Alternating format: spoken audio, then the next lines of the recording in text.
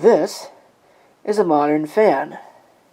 Normally, I wouldn't bother with crap like this, but it caught my eye because it's meant, and some of them actually even have the little switch down at the bottom as well.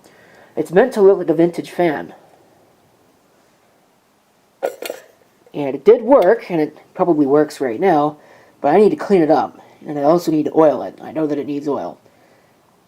So we're going to just take it apart somehow. We're going to do it on video.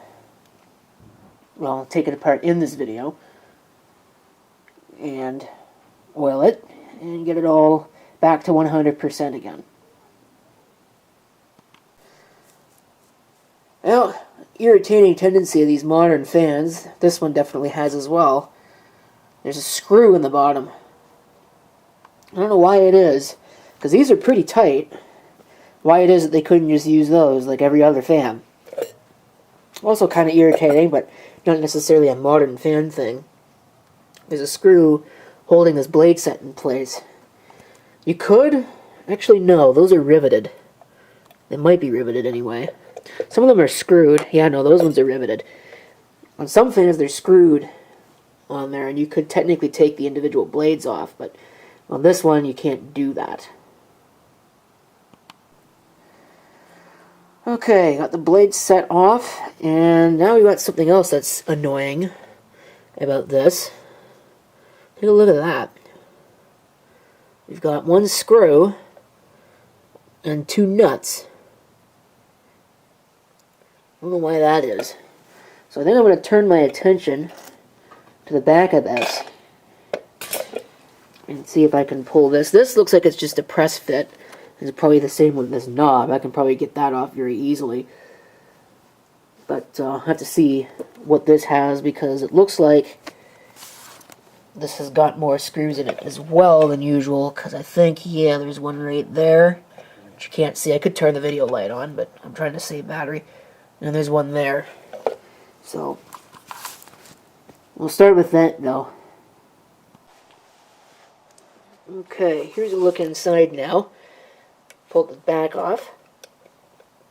It's got the switch on the top there. Rather interestingly, I do not see a capacitor in here anywhere. This might just be a simple shaded pole AC motor, though.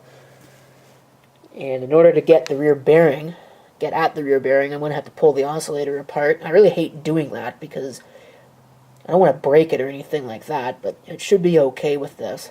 I'm just going to pull the two screws off and then get my can of oil. And I should also, even with it assembled like this, yes, I can actually get access to the front bearing as well at the same time.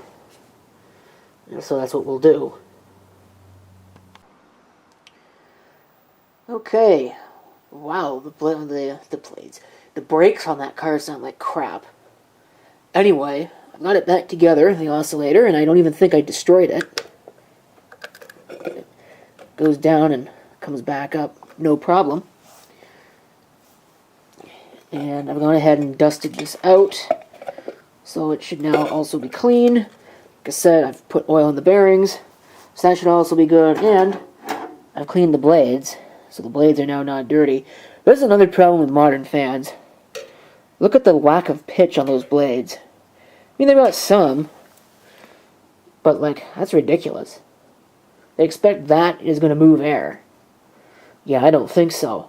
I think I'd much rather have an older fan. Fortunately, I put them all away, so I don't have any out here to demonstrate, but some of them had blades that were pitched like this, which is the way that it should be, not like this. But a fan's a fan, I guess. Let me put the blades back on, we'll give it a test. Okay, blades in place. Still spins nicely. Less than what it should. But the one thing that's interesting about this is that I thought that this had printing on it to tell me what speeds were what. And it doesn't seem to, unless it just rubbed off or something.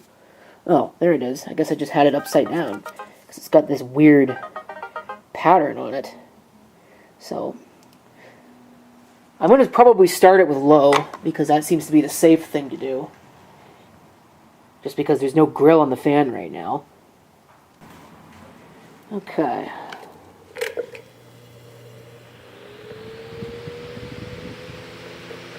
We even tried to make it sound like a vintage fan. That's the low speed. Which is working. It's not moving a whole lot of air.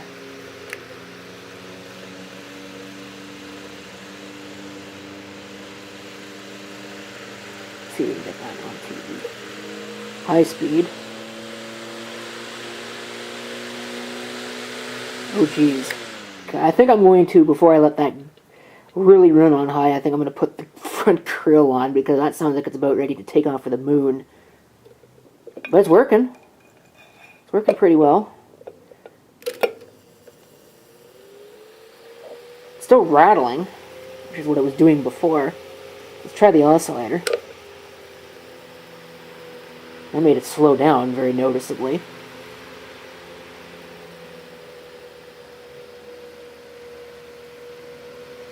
Huh. Yeah, it's not really keeping speed very well, so... You know, this is another one of those very high quality products. I mean, listen to that.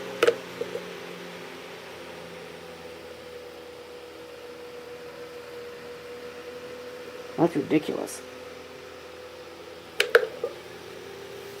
That's actually kind of crazy.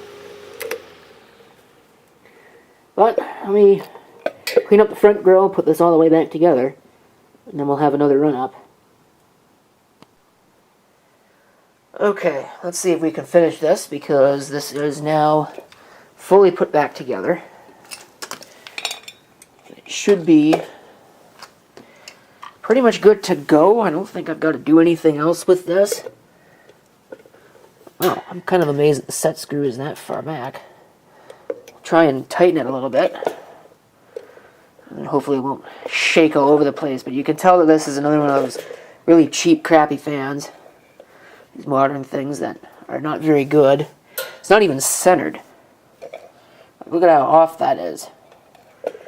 Not very good. Alright. Make sure the oscillator's off. Let's just go ahead and flick it on high.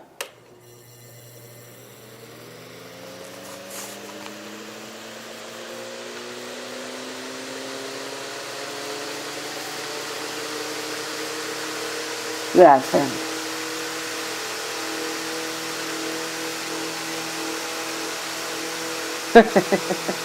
Flip the oscillator, that thing really spins. Go ahead and we'll turn the oscillator on and you'll watch it slow down. Careful. You'll hear it slow down. Didn't actually slow down that much.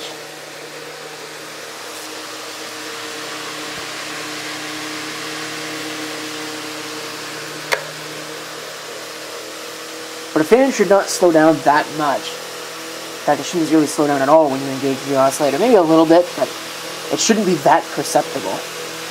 Switch it to medium.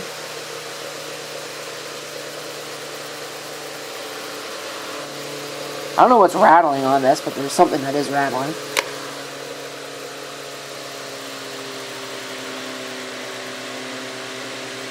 And you can tell that that's slowed down. Switch it to low.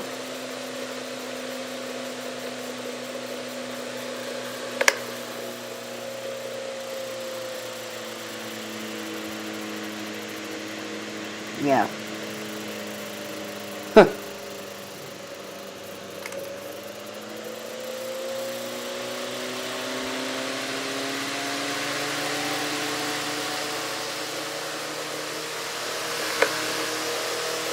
That's just ridiculous. And we'll turn it off.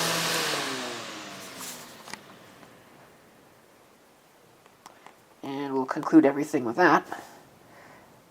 So, thank you for watching, and if you have any comments, feel free to leave them down below.